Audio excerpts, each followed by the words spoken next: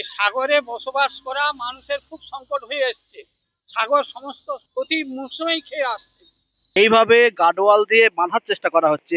একটু পরেই কপিলমুনি মন্দিরে পুজো দিতে যাব। চলো মন্দিরে উঠছি। জয় বাবা কপিল।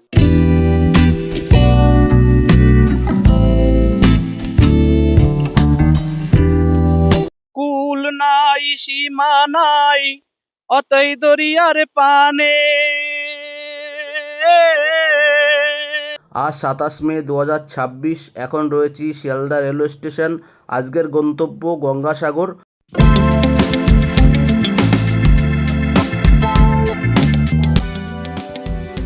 এটাই হচ্ছে নামখানার ট্রেন। গতবার নামখানা দিয়ে গেছি, আজ পর্যন্ত কোনোদিন সিট পাইনি, দাঁড়ানোর জায়গা হচ্ছে না।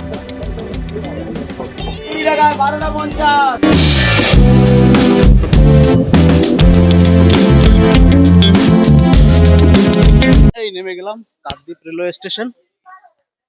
এখানে প্রচন্ড গরম রয়েছে, রৌদ্র একটু কম আছে, তবুও গরম প্রচন্ড বেশি। দেখছেন হাজার হাজার মানুষ কাকদ্বীপ রেলওয়ে স্টেশনে নামছে। আমরাও এগিয়ে যাব। এখন অটো বা টোটো স্ট্যান্ডে প্রচন্ড রৌদ্র। এত রৌদ্রে কিভাবে যাব জানি না। টোটোয় খাচাখাচ ভর্তি হচ্ছে লোক। তার কারণ হচ্ছে রেলটা বা ট্রেনটা এখন পৌঁছেছে। টোটোয় উঠে পড়েছি, এখন যাচ্ছি ঘাটের দিকে। দেখতে পাচ্ছ আমরা এখন বকখালি হাইওয়ের উপরে রয়েছি। আমরা যেদিকে যাচ্ছি এইদিকে সোজা চলে গেলে ডায়মন্ড হারবার যাওয়া যায়, আর আমাদের পিছনে যদি যান তাহলে বকখালি যে সি বিচ আছে সেখানে যাওয়া যায়। এখন আমরা টোটোয় রয়েছি, যাচ্ছি হারবার্ট বলে একটা জায়গা আছে, লট 8 বলে একটা ঘাট আছে, সেই ঘাটে। ওখান থেকে ভ্যাসেল করে আমরা চলে যাব। চলে এসেছি কচুবেড়িয়া ঘাট। এখানে দেখতে পাচ্ছ খুব সুন্দর পরিবেশ, এখনো নদীর পাশে আসেনি, নদী এখনো চোখে পড়েনি। চলেছি এলটিটি ঘাটের দিকে। এখান থেকে লোকাল লোকরা যেতে পারে, এখান দিয়ে কিন্তু বিদেশিদের যাওয়ার কোনো রুলস নেই। তো সেই ঘাট দিয়ে আমরা বা আমি এখন গঙ্গাসাগরের দিকে যাচ্ছি। পরিবেশটা দেখতে পাচ্ছ খুবই সুন্দর এবং খুবই মনোরম, ভালো লাগছে, খুবই ভালো লাগছে। আমরা এগিয়ে চলেছি গঙ্গাসাগরে যাওয়ার জন্য। দেখতে পাচ্ছ দূরে ঘাট। ওই ট্রলারটায় আমার যাওয়ার কথা ছিল, কিন্তু আমি ভিডিও করতে গিয়ে ট্রলারটা ছেড়ে দিলাম। আবার এই একটা ট্রলার লাগছে, এই ট্রলারে করে আমরা কিন্তু এগিয়ে যাব। চলো ট্রলারে উঠে পড়ি। ভ্যাসেলটা ছাড়লো সবে, এখনো ভ্যাসেলটা স্টার্ট হয়নি। ভ্যাসেলটা স্টার্ট হয়ে গেছে। এখন এবারে আমরা গঙ্গাসাগরের দিকে এগিয়ে যাচ্ছি। কপিলমুনি আশ্রম যে আছে সেই আশ্রমটার দিকে। দেখতে পাচ্ছ একদম এখান থেকেই বঙ্গোপসাগরটা শুরু হচ্ছে। অনেক দূরে একটা দ্বীপ দেখতে পাচ্ছি। এই যে বড় বড় কারেন্টের যে হাইপার লাইন গুলো দেখতে পাচ্ছ, এই হাইপার লাইন গুলো গঙ্গাসাগরেই গেছে। প্রচন্ড হাওয়া রয়েছে নদীতে বা সমুদ্রে, এবং ঢেউটাও রয়েছে। সমুদ্রপথে এগিয়ে চলেছি গঙ্গাসাগর। গঙ্গাসাগরের যে মনোরম দৃশ্য সেটা সত্যি যত দেখছি তত আশ্চর্য হয়ে যাচ্ছি। দেখতে পাচ্ছ ছোট ছোট ডিঙি নৌকাগুলো সব দাঁড়িয়ে আছে, ওরা সম্ভবত মাছ ধরছে। এখন আমি রয়েছি গঙ্গাসাগরের উপরে, বঙ্গোপসাগরের উপরে এখন রয়েছি। এই দিকে রয়েছে গঙ্গাসাগরের যে ঘাট, কচুবেড়িয়া ঘাট। ভালো ঢেউ আছে। দূরে দেখতে পাচ্ছ ওইসব ভ্যাসাল গুলো বা ট্রলার গুলো চলছে। এই আইল্যান্ডে কিন্তু কোনো রকম আপনি রাস্তা পাবেন না বা সড়ক পথ পাবেন না। সমস্ত যানবাহন এবং সমস্ত কিছু কিন্তু এই ভ্যাসেলে পার হয়। আর আপনারা সবাই জানেন যে ডিসেম্বর মাসে গঙ্গাসাগর যে মেলাটা হয়, সেখানে লক্ষ লক্ষ দর্শনার্থী বা পুণ্যার্থীরা এখানে হাজির হয়। এখানে এসে তারা এই যে গঙ্গার শেষ মোহনা বা গঙ্গোত্রী থেকে গঙ্গা, এই যে শেষ মোহনা, এই শেষ মোহনার এসে এখানে কিন্তু পুজো অর্চনা। এখানে একটা বড় আশ্রম রয়েছে, সেটা হচ্ছে বাবা কপিল মুনির আশ্রম, সেখানেও আমরা যাব। একদম একটা বড় কারেন্ট পোস্টের সামনে রয়েছি আমরা। একদম গঙ্গাসাগর আইল্যান্ডের কাছে চলে এসেছি। মিনিট 25 হয়ে গেল, তো প্রায় চলে এসেছি ঘাটে। চলো ঘাটে গিয়ে কানেক্ট করছি। আমরা চলে এসেছি কচুবেড়িয়া ঘাট। ফেরিঘাট। ওই যে ট্রলারটা আছে, ট্রলারটা কিন্তু স্টার্ট দিয়ে দিয়েছে। এটা অনেক বড় ট্রলার। আমাদের ট্রলারটা একদম ঘাটে চলে এসেছে। আর 1 মিনিটের মধ্যে আমরা কিন্তু মেনল্যান্ড থেকে আইল্যান্ডে নামবো। তো দেখতে পাচ্ছ একদম এইটাই হচ্ছে কচুবেড়িয়া ঘাট। যারা এখনো আসোনি অবশ্যই চলে আসো। আর এখানকার মানুষজনও খুবই ভালো। লোকালিটি মানুষের সঙ্গে অনেক কথা বলেছি, আরো বলবো, আপনাদের সামনে রাখবো। এখান থেকে আমরা ডাইরেক্ট কপিলমুনির আশ্রম যাব। তো সেদিকে এগোচ্ছি। সামনে টোটো আছে দেখতে পাচ্ছি। 30 কিলোমিটার যেতে হবে না? আচ্ছা, দাদা বলছে এখনো 30 কিলোমিটার যেতে হবে। এখান থেকে বাস টাস নিয়ে যেতে হবে।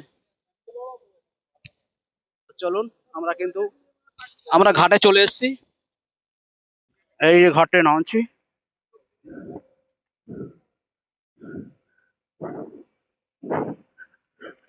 এই পবিত্র ভূমি গঙ্গাসাগর, গঙ্গাসাগরে আমরা চলে এসেছি। এখানেই রয়েছে সেই মহান ঋষি কপিল মুনির আশ্রম, আরো অনেক কিছু রয়েছে। তো আমরা এগিয়ে যাচ্ছি। এখানে সব ডেজার দিয়ে সব কাজ চলছে দেখতে পাচ্ছ। চলো আমরা এগিয়ে যাচ্ছি গঙ্গাসাগরের দিকে। সত্যি খুবই সুন্দর এখানকার পরিস্থিতি, পরিবেশ। এদিকটা দেখতে পাচ্ছ, এদিকটাই রয়েছে ডায়মন্ড হাবড়া অথবা হলদিয়া, আর এদিকটাই রয়েছে বঙ্গোপসাগর। চলো আমরা এগিয়ে যাই এবং ওখান থেকে বাস নিয়ে সম্ভবত আমাদের এখনো 30 কিলোমিটার যেতে হবে কপিল মুনি আশ্রম। সেদিকেই আমরা এগোচ্ছি। চলে এসেছি টোটো স্ট্যান্ডে। এখান থেকে লোকাল সব মানুষজন যায়, কিন্তু আমরা বাস স্ট্যান্ডে যাব। বাস স্ট্যান্ড থেকে কিন্তু আমরা কপিল মুনি আশ্রম যাব। এখানে ঘাটের কাছে অনেক টোটো আছে বা অটো আছে যেগুলো সাগরে যায়, কিন্তু ওরা অনেক পয়সা নিয়ে নেয়। একটুখানি আগে গেলেই আমরা কিন্তু বাস স্ট্যান্ড পেয়ে যাব। বাসে করে গেলে অনেক স্বল্প খরচে কিন্তু আপনি কপিল মুনির আশ্রমে পৌঁছাতে পারবেন। আমাদের এই স্যার যাচ্ছেন, এই স্যার কিন্তু আমাকে চিনিয়ে চিনিয়ে নিয়ে যাচ্ছে। এখান থেকে আমরা হয়তো ম্যাজিক অথবা বাস কিছু একটা নেব, নিয়ে ডাইরেক্ট সাগরে যাব। প্রচন্ড রৌদ্র আর হেভি গরম, হাঁটতে কষ্ট হচ্ছে, কিন্তু হাঁটতেই হবে, কিছু করার নেই। কারণ ঘুরতে গেলে হাঁটতে হবে, ঘুরতে গেলে ধৈর্য রাখতে হবে, আর ঘুরতে গেলে কষ্ট করতে হবে। এগুলো হচ্ছে ঘোরার বৈশিষ্ট্য। খুবই কষ্ট হচ্ছে। কোথায় কাজ যাবো? সাগর যাবে?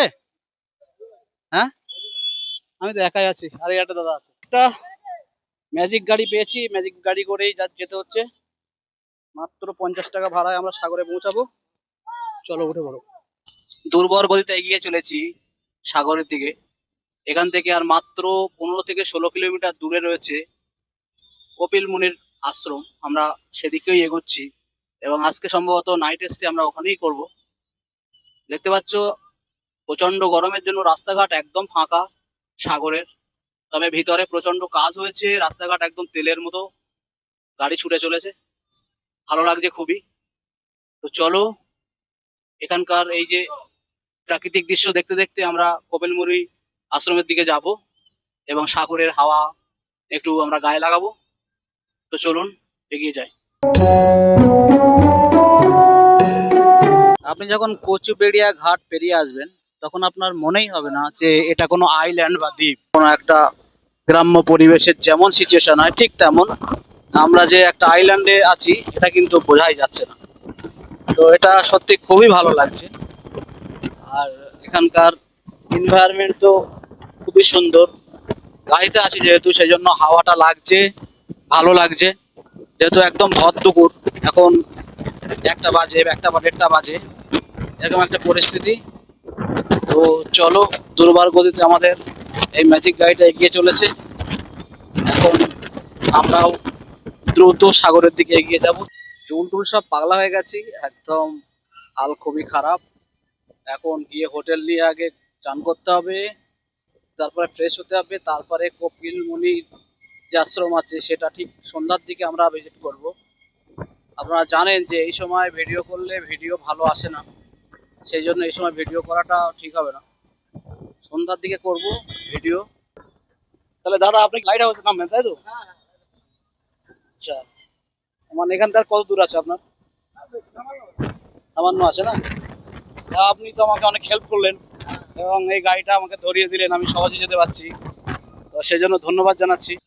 এই সাগরে বসবাস করা মানুষের খুব সংকট হয়ে এসছে। সাগর সমস্ত প্রতি মৌসুমেই খেয়ে আসছে। সেখানে নোলা জল এখন যেখানে ছিল সেখানে প্রায় 3-4 মাইল দূরে সাগর ছিল, পরপর কপিলমুনির মানে ভিতর দিকে চলে এসছে। আবার সাগরে যে এই যে জোয়ার ভাটা হচ্ছে ভাদ্র আশ্বিন মাসে হবে, সাগরের কপিলমুনি গায়ে একদম চলে এসছে জল, বুঝলেন? আর ওরা ভেঙে চলে যাবে। এরা কিভাবে কপিলমুনিকে রাখবে চিন্তা ভাবনা করছে, বুঝছেন? কপিলমুনি তো বাইরের ঠাকুর, অযোধ্যার ঠাকুর। হ্যাঁ হ্যাঁ, সেই অযোধ্যা ঠাকুরকে কিভাবে রাখবে ওরা কোনো সিদ্ধান্ত নিতে পারছে না। তো এখানকার যে সরকারি যে পরিষেবা, হ্যাঁ, সেগুলো সবকিছু সরকারি পরিষেবা, এই যে মাটি ফেলছে সে তো সব যা ফেলছে সব তো খেয়ে চলে যাচ্ছে। এবছর ভিতর থেকে মাটি নিয়ে গেছে, সেখানে বাউন্ডারি করছে আর বমলা পুঁতছে, বড় বড় বমলা গাছ পুঁতছে। হ্যাঁ, নাম লেখা যায়। আরে আমি তো বাগবাজার নাম। আপনাকে অনেক ধন্যবাদ। আপনি সাগর সম্পর্কে কিছু আমাদের ডিটেলস দিলেন এবং এখানকার কি সমস্যা সেটা নিয়ে কথা বললেন। আপনাকে অনেক ধন্যবাদ জানাচ্ছি আর আপনার দীর্ঘায়ু কামনা করছি। আপনি অনেক সুস্থ থাকুন, ভালো থাকুন, এই কামনা করছি ভগবানের কাছে। আমি নেমে গেছি গঙ্গাসাগর কপিলমুনি আশ্রমের কাছে। এটা হচ্ছে কপিলমুনির বাস স্ট্যান্ড। এখানেই সমস্ত বাসগুলো এসে দাঁড়ায়। এখন যেহেতু বাস নেই, প্রচন্ড রৌদ্র, ওই যে সামনে অটো স্ট্যান্ড দেখতে পাচ্ছ, ওখান থেকে আবার আমাকে অটো অথবা টোটো নিয়ে কপিলমুনির আশ্রমের দিকে যেতে হবে। এখানকার খুব সাজানো গোছানো একটা ব্যবস্থা করেছে। এখানে সব হোটেল রয়েছে দেখতে পাচ্ছি। হোটেলে একটু খাওয়া দাওয়া করবো, প্রচন্ড খিদে পাচ্ছে। দেখি এখানকার খাওয়া দাওয়া কেমন হয়, সমস্ত কিছু আপডেট কিন্তু আপনাদেরকে দেবো। চলে এসেছি সেই বিখ্যাত জায়গা গঙ্গাসাগর বা কপিলমুনি আশ্রম। এই জায়গাটাই হচ্ছে বাস স্ট্যান্ড। এখানেই সমস্ত ম্যাজিক গাড়ি, বাস সব কিছু এখানেই নামিয়ে দেয়। আমি ওই সামনে যে হোটেলটা দেখতে পাচ্ছ, ওই হোটেলেই খাওয়া দাওয়া করেছি। এখন কপিলমুনি আশ্রম বা গঙ্গাসাগরের ধারে যাব, এখনও যাইনি। এখানকার পরিবেশ সব কিছু দেখতে পাচ্ছ। রাস্তাঘাট খুবই ঝাঁ চকচকে, খুবই সুন্দর এবং খুবই মনোরম। তো এগিয়ে চলেছি। এখন প্রচণ্ড রোদ রয়েছে, প্রায় 4টে বাজে, তবুও কারণ উপকূলীয় এলাকায় প্রচণ্ড রোদ্দুর থাকে, সেটা সবাই জানেন। সেই জন্য এখানেও রোদ্দুর খুব বেশি। এখন মে মাস, আজকে হচ্ছে মে মাসের 27 তারিখ 2026। এখন এখানকার সিজন নয়, এখানকার মূলত সিজন ডিসেম্বরে হয়। তখন কপিলমুনির যে মেলাটা হয় বা গঙ্গাসাগর মেলাটা হয়, সেই মেলাটা সময় প্রচণ্ড ভিড় হয়। এখন ভিড় নেই। এখন যেহেতু যাব আশ্রমের দিকে, চলো এখান থেকে অটো পাই কি দেখি। আশ্রম কোনগুলো যাবে দাদা? আশ্রম আগে একা আছে। হ্যাঁ, কপিলমুনি আশ্রম। স্যাডেল কোনটা? এই যে অটো স্ট্যান্ডে চলে এসেছি। এখান থেকে আবার অটো করতে হবে, এখান থেকে 1-1.5 কিলোমিটার যেতে হবে। ঠিক আছে, অটো ওখান থেকে অটোগুলো গেল না। এখন দেখি সামনে গিয়ে এই যে ই রিক্সা আছে, এই রিক্সাগুলো যাবে বলছে। এটা বাস স্ট্যান্ড, কিন্তু এখন বাস টাস কিছু চলছে না, কারণ এখন এখানে সেভাবে ট্যুরিস্ট নেই, সেই জন্য সব বন্ধ, এরকম পরিস্থিতি। তো চলো দেখি। আশ্রম যাবে নাকি? কপিলমুনি আশ্রম যাবে নাকি? হ্যাঁ, ওখানে শাটল গাড়ি দে। কই চলো চলো, কপিলমুনি আশ্রম থেকে ঘুরে আসতে হবে। বেলা টোটো করে যাবো আশ্রমে। ওই কত? ওই কপিলমুনি আশ্রমের কাছে যাবো। হ্যাঁ 20 টাকা। হ্যাঁ 20 টাকা, চলো। 10 টাকা ভাড়া, তবু একা আছে বলে 20 টাকা। চলো, এই তো 1.5 কিলোমিটার রাস্তা। এই যে আমাদের ভাইয়ের টোটোয় উঠে পড়েছি, এবারে এগিয়ে যাচ্ছি কপিলমুনি আশ্রম। দেখতে পাচ্ছ ওই সাইড দিয়ে অসংখ্য মন্দির এবং সমস্ত কিছু রয়েছে, হোটেল হোমস্টে রয়েছে, সব কিছু। আপনাদেরকে দেখানোর চেষ্টা করব। কপিলমুনিটা সবথেকে প্রসিদ্ধ, তাই তো? ও, এটা হচ্ছে ভারত সেবাশ্রম, দেখতে পাচ্ছ, খুবই প্রসিদ্ধ এবং সারা ভারত তথা বিশ্বের বহু জায়গায় ভারত সেবাশ্রমের সমস্ত আশ্রমগুলো রয়েছে। তার পাশ দিয়ে আমরা কপিলমুনি আশ্রমের দিকে যাচ্ছি, কারণ কপিলমুনি হচ্ছে অযোধ্যার মণি, সেই জন্য কপিলমুনি আশ্রমে বেশিরভাগ বিহার ইউপি থেকে মানুষ আসে, সবাই আমরা জানি। আমরা চলে এসেছি কপিলমুনি আশ্রমের সামনেই। এখন দেখতে পাচ্ছ আমরা কপিলমুনি আশ্রমের সামনে রয়েছি। এটা হচ্ছে নতুন কপিলমুনি আশ্রম। পুরানো যে আশ্রমটা ছিল সেটা কিন্তু সমুদ্রে ভেঙে চলে গেছে। দেখেছো যে বুড়ো কাকুটা কিন্তু সেই কথাটাই বলেছে।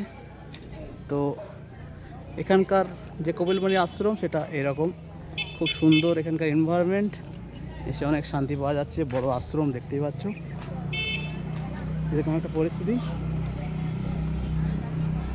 লোকালিটি ভালোই রয়েছে, এদিকে ফাঁকা অনেক বড় জায়গা, কিছু চায়ের দোকান, সমস্ত দোকানগুলো দেখতে পাচ্ছ, খুব সুন্দর লাগছে এখান থেকে। সামনে আর একটা আশ্রম রয়েছে দেখতে পাচ্ছ দূর থেকে কপিলমুনি আশ্রমের যে এনভায়রনমেন্ট খুবই সুন্দর। এধারে একটা আশ্রম মতো আছে, অনেক বড় বড় জায়গা। এখানে আবার একটা ছোট টোটো স্ট্যান্ড, সব এখানে এরকম ব্যাপার। তো এখান থেকে 10 মিনিট হাঁটতে হবে বললো। এখানে আর একটা আশ্রম রয়েছে, অসংখ্য ভক্তবৃন্দকে আমরা দেখতে পাচ্ছি। ঠিক আছে, কোথায় বা আবার একটা টোটো করতে হলো কপিলমুনি আশ্রম থেকে। আসলে সব ভাগ ভাগ করে এখানে সব প্লট অনুসারে ভাগ ভাগ করা আছে। চলো, আবার এই দাদার অটোয় উঠেছি, সরি টোটোতে উঠেছি।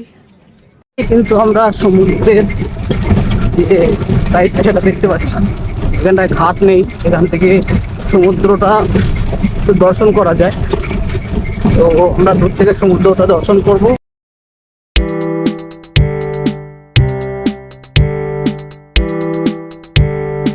এখন আমি পৌঁছে গিয়েছি সেই আকাঙ্ক্ষিত জায়গা, গঙ্গাসাগর বা কপিলমুনি আশ্রমের কাছে। ভগ্নপ্রায় এই জায়গায় সমস্ত কিছু, এই সমুদ্র সমস্ত কিছু খেয়ে নিয়েছে, সব আস্তে আস্তে বিলীন হয়ে যাচ্ছে। এই দ্বীপ আর হয়তো বেশি দিন টিকবে না, কারণ আমরা যেখানে দাঁড়িয়ে আছি এখান থেকে আরো 3 কিলোমিটার দূরে কিন্তু ছিল সমুদ্র। এই 3 কিলোমিটার মাত্র কয়েক বছরের মধ্যে পুরোপুরি খেয়ে নিয়ে, এই যে পিছনের যে অনেক বড় আপনি ঘাট দেখতে পাচ্ছেন, এটা আর ঘাট বলে কিছু নেই, সমস্ত কিছু খেয়ে নিয়েছে। এবং কপিলমুনির যে মূল আশ্রম, সেই আশ্রমটা কিন্তু এই সমুদ্রের অতল গহ্বরে চলে গেছে। এবং যে নতুন আশ্রমটা দেখিয়েছি সেই আশ্রমটাও তো পুরোপুরি এখন ওখানে জল মাঝে মাঝে পৌঁছে যায়, এরকম একটা পরিস্থিতি। তো চলো এখন আমি ভালোভাবে এই জায়গাটা দেখাচ্ছি। দেখতে পাচ্ছ ওই যে দূরে বঙ্গোপসাগর, এটাই হচ্ছে সেই বিখ্যাত কপিলমুনির আশ্রমের স্থান। সামনে যে ভগ্নপ্রায় দৃশ্যগুলো দেখছো, এটাই আগে কপিলমুনির মূল আশ্রম ছিল। কিন্তু এই আশ্রম আর নেই, এখন এই সমুদ্র লেলিহান জলোচ্ছ্বাসে সমস্ত কিছু খেয়ে শেষ করে দিয়েছে। এখন আমি এই যে পাড় দেওয়া আছে, পাড়ের উপর দিয়ে কিছু একটা দেওয়া আছে, সম্ভবত এটা একটা কাপড়ের মতো কিছু, যাতে জলটা বেশি ক্ষতি না করতে পারে। তো এরকম একটা জায়গা যেখান থেকে আমি কিন্তু সবকিছু দেখানোর চেষ্টা করছি। সমুদ্রের ঢেউগুলো সব ছুটে ছুটে আসছে ধারের দিকে। এখন যেহেতু লো টাইড রয়েছে সেই জন্য জল একটু দূরে আছে। তো চলো সমস্ত কিছু দেখানোর চেষ্টা করছি, যতটা কাছে যাওয়ার যাব। দেখতে পাচ্ছ কিভাবে ঢেউয়ের যে গর্জন আর ঢেউয়ের যে কারেন্ট, সেটা কিন্তু এখান থেকে আমরা পুরোপুরি দৃশ্যায়িত করছি। আর সত্যি খুবই ভালো লাগছে, খুবই ভালো লাগছে।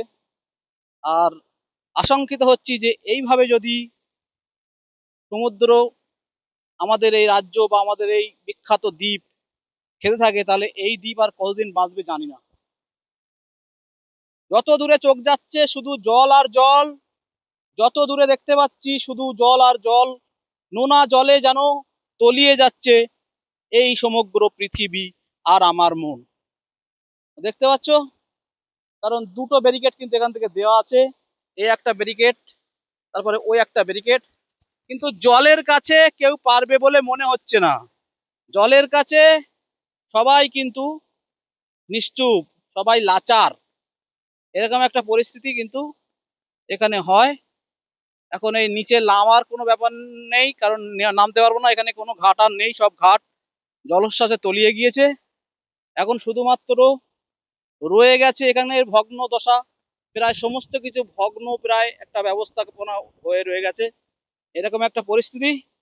তবে যারা নেচারকে ভালোবাসে, যারা সমুদ্রকে উপভোগ করতে চায়, যারা একাকিত্বকে ভালোবাসে, একটু হোল্লা চেল্লা বা এই যে জনকলরব ছেড়ে দুজন যুগল বা প্রেমিক প্রেমিকা, স্বামী স্ত্রী, নতুন বিয়ে হয়েছে, এরকম ব্যক্তি যদি এখানে আসে তাহলে প্রচন্ড ভালো লাগবে। কারণ দেখতে পাচ্ছ এখান থেকে যতদূর চোখ যাচ্ছে সমস্ত কিছু কিন্তু জনশূন্য, এখানে কোনো রকম লোকালিটির কিচ্ছু নেই, মিলে মিশে একাকার হয়ে যাচ্ছে। আপনাদের এই ভালোবাসা কিন্তু সমস্ত কিছু একাকার হয়ে যাবে, এরকম একটা পরিস্থিতি। সবকিছু দেখানোর চেষ্টা করছি। এখন আপনারা অবশ্যই আমাদের সঙ্গে থাকুন, আর অবশ্যই ভিডিওটা লাইক শেয়ার কমেন্ট করবেন, নতুনরা চ্যানেলটা সাবস্ক্রাইব করবেন, যাতে সারা দেশের সমস্ত দর্শনীয় স্থান, তীর্থস্থান সমস্ত কিছু দেখাতে পারি। কারণ আমার ভারত ভ্রমণ চলছে, সেটা আপনারা সবাই জানেন। তো চলুন আবার আগে গিয়ে আপনাদের সঙ্গে কালেক্ট করছি। এইভাবে গার্ডওয়াল দিয়ে বাঁধার চেষ্টা করা হচ্ছে, এই সাইডে যাওয়া খুবই বিপজ্জনক, এখানে সব মাটি দিয়ে বাঁধা আছে। আর নিচে দেখতে পাচ্ছ সব পাথর আর ইট দিয়ে বড় বড় ব্লক তৈরি করে এখানে গার্ড দেওয়ার চেষ্টা হচ্ছে, কিন্তু গার্ড দিয়ে কি হবে, সব ভেঙে পালিয়ে যাচ্ছে। দেখতে পাচ্ছ যত দূরে চোখ যাচ্ছে সব ভেঙে পালিয়ে যাচ্ছে। চলো একটু সিনেম্যাটিক ভিউ দেখাচ্ছি।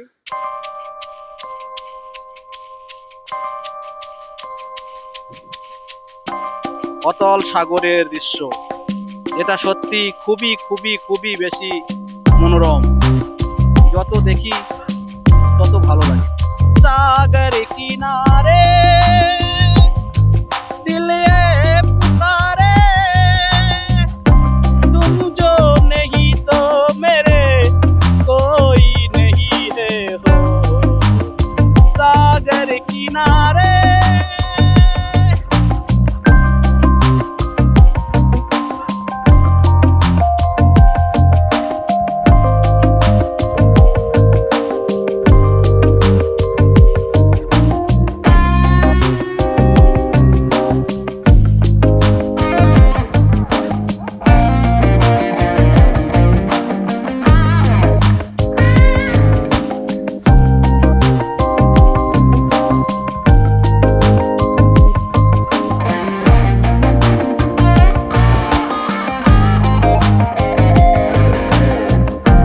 কুল নাই সীমা নাই অতই দরিয়ার পানে,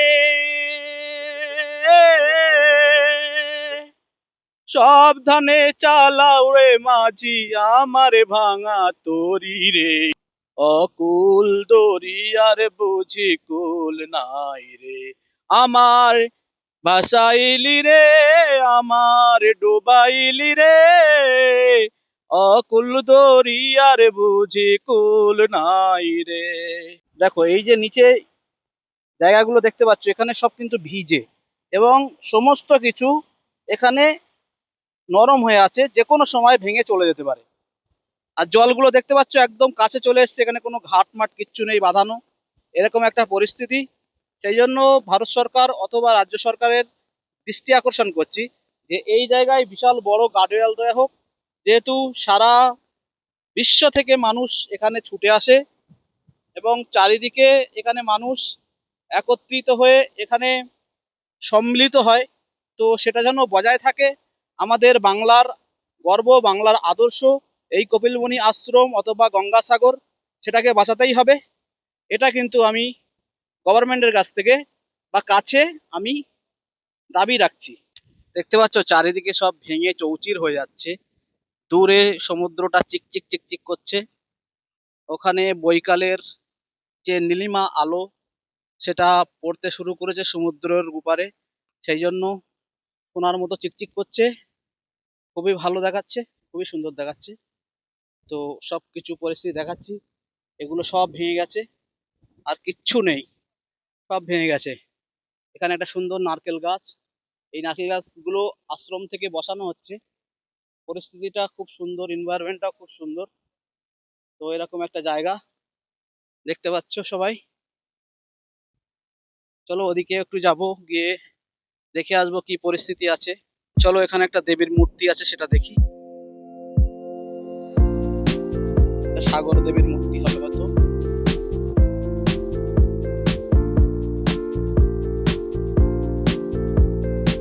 এদিকে আলোটা পড়ছে না, সেই জন্য তো ভালো বোঝা যাচ্ছে না, সূর্যটার বিপরীতে আছে। এরকম একটা পরিস্থিতি। সমুদ্রে আসবো আর সমুদ্রে পা দেবো না, এটা কখনো হতে পারে? চলো চেষ্টা করি একটু সমুদ্রের জলে পা ভেজানো যায় কিনা, নইলে ভালো লাগে না, তাই না? চলো দেখি। এখানে একটু বালি বালি ধুলো ধুলো আছে, তবু যাওয়ার চেষ্টা করব। কারণ এত কষ্ট করে এসেছি, এত দূর থেকে এসেছি, সেই কলকাতা নিউ টাউন থেকে এত দূরে আসা কি মুখের কথা? তবু চেষ্টা করব। চলো এই জায়গাগুলো বাঁধার চেষ্টা করছে সরকার। যদি কপিলমুনি আশ্রমটা বাঁচানো যায় তো চলুন দেখি যাওয়া যায় কিনা, জলে একটু পা ভিজানো যায় কিনা। তাও ভিজানো যাবে না, এখানে একই পরিস্থিতি। চলো আশ্রমের দিকে যাই।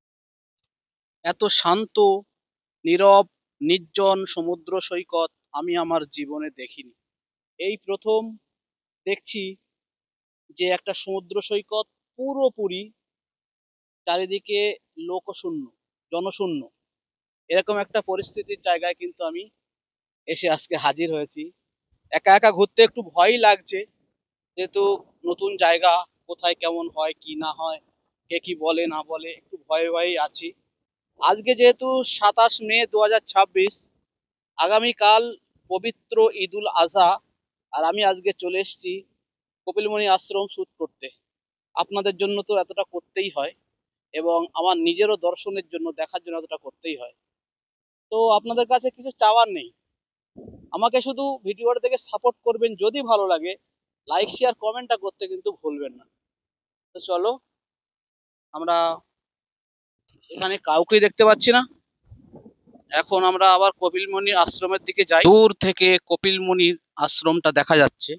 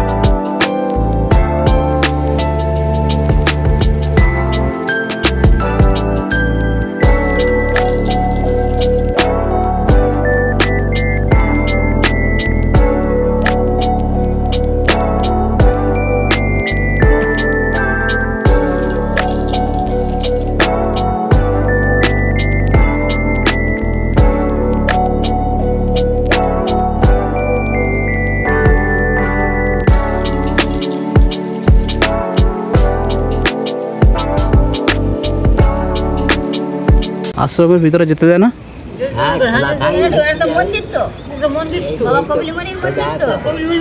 যাওয়া যায় ভিতরে এটা দিয়ে?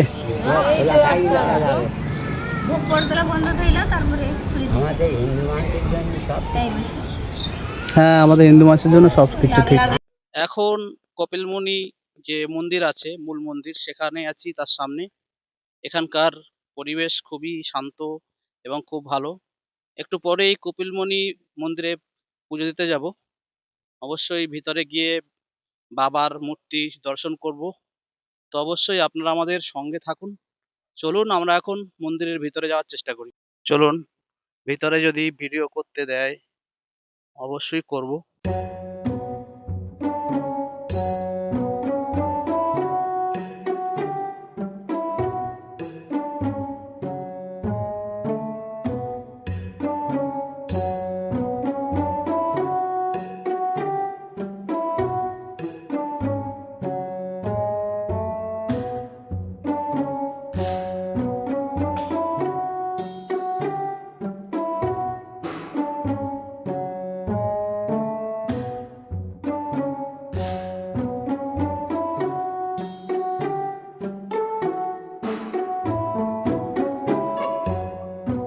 বাবার বিগ্রহ দর্শন করলাম, মনে খুবই শান্তি পেলাম। সত্যি এখানে যারা ভক্তরা আসে এমনি আসে না, এখানে অনেক মহত্ব রয়েছে, অনেক কিছু রয়েছে।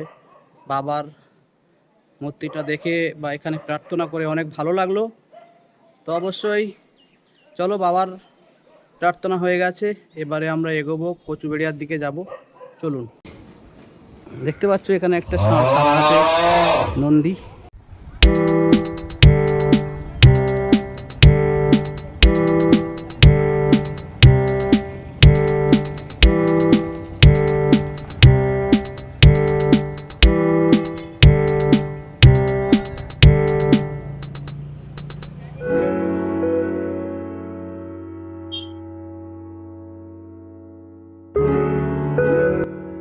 এটা হচ্ছে ঠিক কপিলমুনি আশ্রমে যাওয়ার মূল রোড। এখান থেকে যদি ঘুরে যান, এদিকে সোজা গেলে 2 নম্বর ঘাট, আর এই সাইডে যে রাস্তাটা গেছে এই রাস্তা থেকে 2-3 মিনিট হাঁটলেই আপনি কপিলমুনি আশ্রমে পৌঁছে যাবেন, বা ভারত সেবাশ্রমে যদি যান সেখানেও পৌঁছে যাবেন। দেখতে পাচ্ছ এখানে সব শঙ্খ পাওয়া যাচ্ছে, উপরে ঘর সাজানোর সব সুন্দর সুন্দর যে ঝিনুক বা শামুকের হয় সেগুলো পাওয়া যাচ্ছে। সাইড দিয়ে অসংখ্য হোটেল, লজ, রেস্টুরেন্ট রয়েছে। এখানে আসলে থাকার কোনো অসুবিধা নেই। নন এসি 500 থেকে শুরু হচ্ছে, এসি 800 টাকা, তবে বার্গেনিং করলে আরো অনেক কম হতে পারে। এটা দেখতে পাচ্ছেন খুব সুন্দর একটা হোটেল। আরো সব হোটেলের অনেক নম্বর কিন্তু আমি দিয়েছি, তো এগুলো সব দেখে শুনে যেটা ভালো লাগে সে থাকুন, 2-1 দিন থাকুন, এই গরমে ভালোই লাগবে। চলুন, আমি প্রায় বাস স্ট্যান্ডে চলে এসেছি, আর 1-2 মিনিট হাঁটা পথ, তারপরে আমি ওখান থেকে অটো ধরে চলে যাব কচুবেড়িয়া। এ বাবা, কি নন্দী! এখানে আর একটা হোটেল, হোমস্টে, এটাও দেখতে পাচ্ছেন। যাওয়ার সময় বাদ হয়ে গেছে, খুবই ভালো।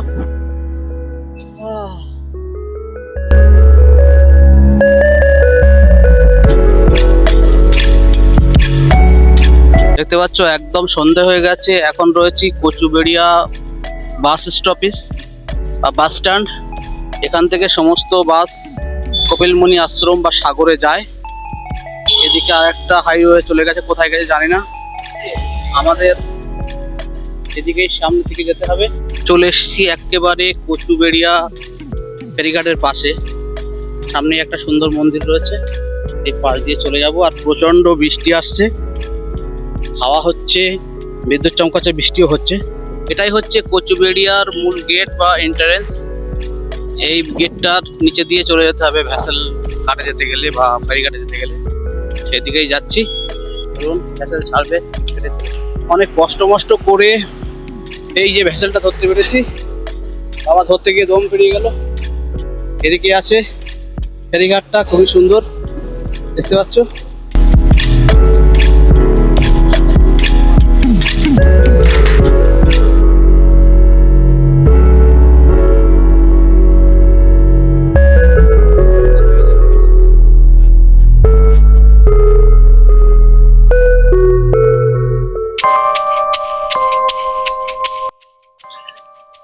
নদীটা পার হতে প্রায় আধা ঘন্টার মতো সময় লেগে গেল। এখন দেখতে পাচ্ছ আমরা চলে এসেছি লট 8 এর ঘাটে। তো অনেক কষ্ট করেই কিন্তু আমাদের এখানে পৌঁছাতে হয়েছে। প্রচন্ড গরম ছিল, হিউমিডিটি ছিল, সমস্যা হয়েছে। তো দেখতে পাচ্ছ আকাশ কিন্তু প্রচন্ড চমকাচ্ছে, বিদ্যুৎ চমকাচ্ছে, বৃষ্টিও হচ্ছে। তো এরকম পরিস্থিতি, আজকে মনে হয় রাতে বাড়ি যাওয়া যাবে না। লট 8 এর ঘাটে অনেক হোটেল আছে, এখানেই হয়তো আজকে রাত থাকতে হবে, কারণ কালকে একটা বিচ্ছিন্ন দ্বীপে আবার যাব ভ্রমণে। এখান দিয়ে কালকে যদি সকালবেলা ভেসেল পাই। তো একদম কাছে চলে এসেছি, দেখতে পাচ্ছ খুবই ভালো লাগছে। আবার ইন্ডিয়ার মেনল্যান্ডে ফিরে এসেছি, এটা ভালো লাগছে। তো চলো দেখতে দেখতে এগিয়ে যাব।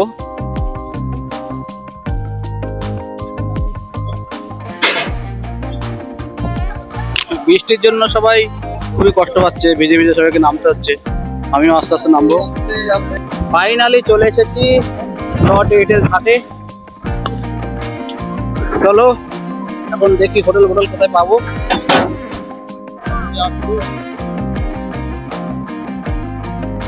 প্রচন্ড বৃষ্টি পড়ছে, চলুন এখন আর ভিডিও করবো না, ঘরে গিয়ে রাতের খাবার তরকা আর রুটি, এটা দিয়ে আজকে ডিনার করব। একটা পেঁয়াজ দিয়ে দিয়েছি। দুপুরে তো তেমন কিছু খাইনি, শুধু সবজি ভাজি খেয়েছিলাম। আর এখন এই তরকা রুটি। এখন রয়েছি লট 8 ঘাট যেটা আছে ওখানটায়, বা কচুবেড়িয়া ঘাটে এখন রয়েছি। এখানেই হোমস্টে নিয়েছি। কালকে কোথায় ছিলাম সেটা দেখানো হয়নি। কালকে যখন এখানে এসেছিলাম তখন প্রচণ্ড বৃষ্টির কারণে ইলেকট্রিসিটি ছিল না। তো একটা দাদার বাড়িতে হোটেল আছে, ওরা একটা লজ মতো করে রেখেছে, সেই বাড়িতেই ছিলাম। এখন সেই ঘরটায় ঢুকছি। একদম ছোট একটা ছিমছাম ঘর, এখানে কিছুই নেই, শুধু একটা বেড আছে দেখতে পাচ্ছ, এই একটা বালিশ। আমি এখানে মোটামুটি কালকে ঘুমিয়েছি। আর রাত 12টা পর্যন্ত কারেন্ট ছিল না, প্রচণ্ড কষ্ট হয়েছে। তবে বাথরুমটা কিন্তু ওয়েস্টার্ন স্টাইল রয়েছে, পরিষ্কার পরিচ্ছন্ন। উপরে শাওয়ারটাও দেখতে পাচ্ছ, সবই ব্যবস্থা রয়েছে। এই সাইডে বেসিনটাও রয়েছে, সব কিছু রয়েছে। তো এখন বেরিয়ে যাচ্ছি সেই আকাঙ্ক্ষিত দ্বীপ, ঘোড়ামারা দ্বীপ। তো চলো এগিয়ে যাই।